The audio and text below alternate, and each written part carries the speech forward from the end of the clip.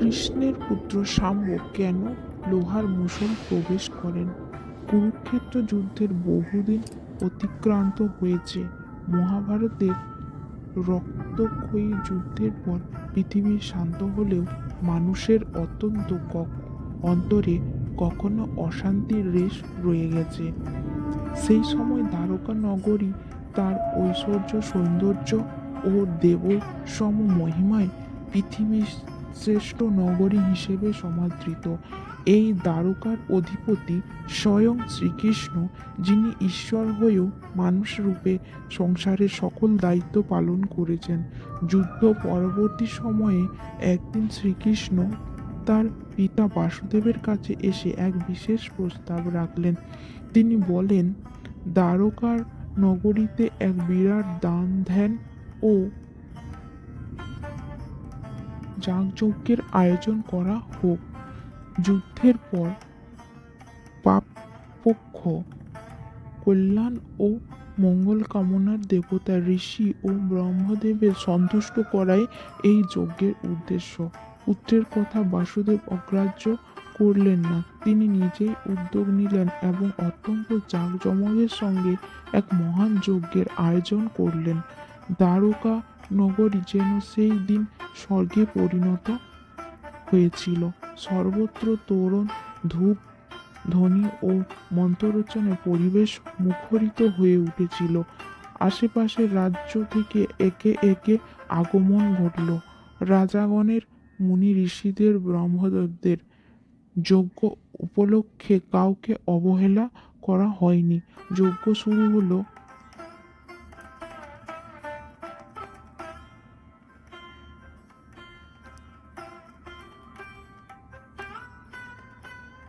বৈদিক নিয়মে যথাযথ আচরণ অনুযায়ী ব্রাহ্মণগণ পূজাপাঠ, হোমযজ্ঞ সম্পন্ন করলে এবং বাসুদেব ও কৃষ্ণ তাদেরকে অন্ন, বসন, ধনরত্ন, গাভী ইত্যাদি নানা দানে পরিতৃপ্ত করলেন। যজ্ঞের সমস্ত কার্যকর্ম সম্পন্ন হলে রাজারা নিজ নিজ রাজ্যে ফিরে গেলেন। তখন ব্রাহ্মণগণ বিদায় নেওয়ার প্রস্তুতি নিলেন।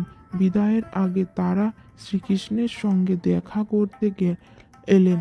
শ্রীকৃষ্ণ তাদের যথাযোগ্য সম্মান জানালেন, প্রণাম করলেন এবং বিদায় সম্ভাষণ করলেন। বিদায়ের সময় তিনি তাদের বললেন, আপনারা যদি যেদিকে আমার পুত্ররা খেলাধুলা করছে সেই পথ দিয়েই যাবেন। কৃষ্ণের কথা অনুসারে ব্রাহ্মণগণ সেই পথ ধরেই যাত্রা শুরু করলেন। অন্যদিকে সেই পথে তখন শ্রীকৃষ্ণের পুত্রগণ একত্রিত হয়ে খেলাধুলা করছিল। সকলেই ছিলেন যাদব বংশের যুবরাজ, অহংকার ও তারুণ্যের উচ্ছ্বাসে ভরা।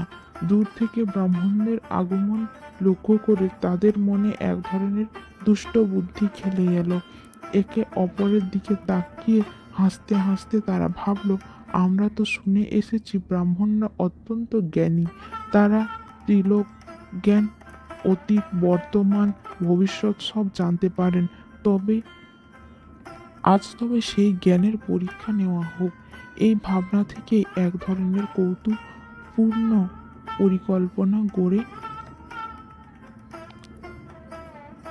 উঠল। পরিকল্পনা অনুযায়ী তারা স্থির করল, তাদের মধ্যে যিনি সবচেয়ে রূপবান সেই শাম্বকে নারী সাজানো হবে।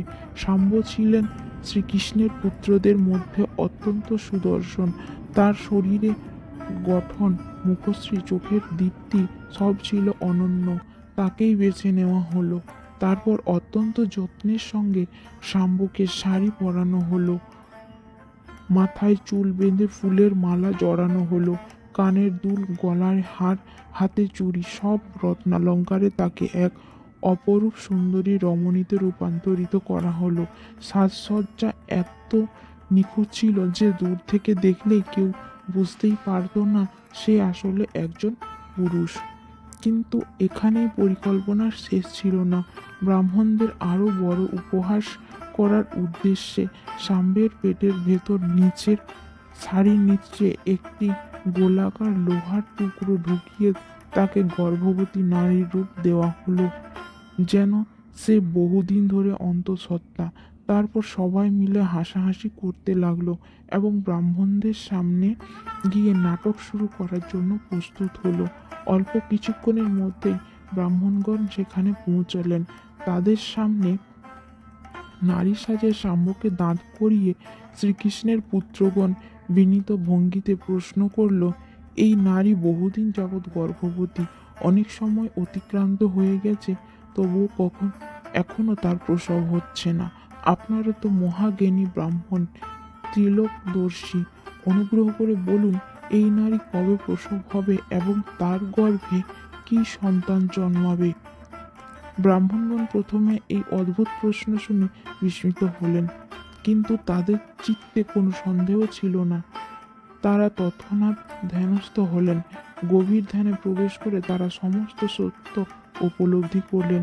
নারী সাজ ছলনা, পেটের ভেতরে লোহাখণ্ড, তাই সবই তাদের সামনে স্পষ্ট হয়ে উঠল। এই ভয়ঙ্কর উপহাস বুঝতে পেরে ব্রাহ্মণদের ক্রোধ সীমাহীন হয়ে উঠল। তারা কঠোর কণ্ঠে কৃষ্ণের পুত্রের ভর্ৎসনা করলেন এবং বললেন, তোমাদের এত বড় সাহস, তোমরা ব্রাহ্মণদের উপহাস করছো? ধর্ম ও জ্ঞানের প্রতি এমন অবমাননার শাস্তি তোমাদের ভোগ করতেই হবে। তোমরা লৌহখণ্ড দ্বারা গর্ভবতী নারী সেজেছ, তাই সত্যি সত্যি এই বালক লৌহ প্রসব করবে, আর সেই লোহাই হবে শ্রীকৃষ্ণের যদুবংশের ধ্বংসের কারণ। এই অভিশাপ দিয়ে ব্রাহ্মণগণ সেখান থেকে প্রস্থান করলেন, আর আশ্চর্যজনকভাবে তাদের অভিশাপ উচ্চারণের সঙ্গে সঙ্গেই সাম সত্যি একটি লোহার মুষল প্রসব করলেন। সেই দৃশ্য দেখে শ্রীকৃষ্ণের পুত্রগণ ভয়ে কাঁপতে লাগলো। হাসি ও কৌতুক মুহূর্তের মধ্যে আতঙ্ক ও অনুতাপ পরিণত হলো। তারা বুঝতে পারলেন কেবল মজা করার জন্য তারা কত বড় সর্বনাশ ডেকে এনেছে। ঠিক তখনই অন্তর্যামী শ্রীকৃষ্ণ সেখানে উপস্থিত হলেন। পুত্রটির ভীত ও ব্যাকুল অবস্থা দেখে তিনি শান্ত কণ্ঠে বললেন, এত চিন্তার কিছু নেই, এই মুষলটিকে নিয়ে পাথরে ঘেঁষে ক্ষয় করে ফেলো। পিতার আদেশ পেয়ে শ্রীকৃষ্ণের পুত্রেরা মুষলটি নিয়ে গেল। তৎক্ষণাৎ প্রভাস নদীর তীরে গেল। সেখানে তারা পাথরের উপর মুষলটি ঘেঁষতে লাগলো। ধীরে ধীরে সেই মুষল ক্ষয় হতে লাগলো। ঘষতে ঘষতে এক সময় মুষলটি প্রায় সম্পূর্ণ অংশ গুঁড়ো হয়ে গেল।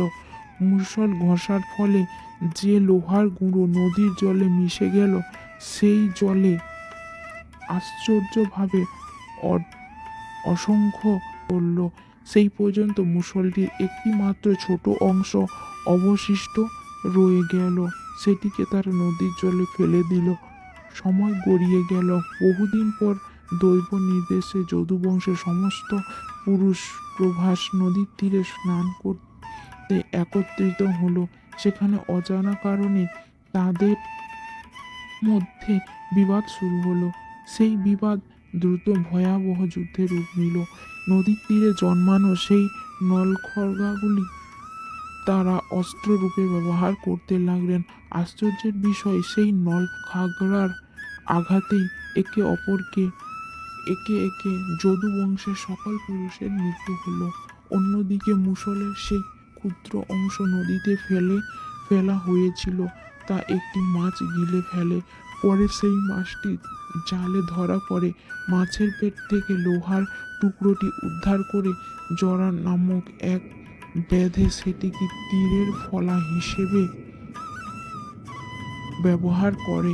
একদিন ভুলবশত সেই তীর শ্রীকৃষ্ণের চরণে বিদ্ধ হয়। সেই আঘাতে শ্রীকৃষ্ণ দেহত্যাগ করেন। এভাবেই শাম্বের প্রসূত সেই লোহার মুষল শ্রীকৃষ্ণ ও সমগ্র যদুবংশের মৃত্যুর কারণ হয়ে ওঠে। ধন্যবাদ।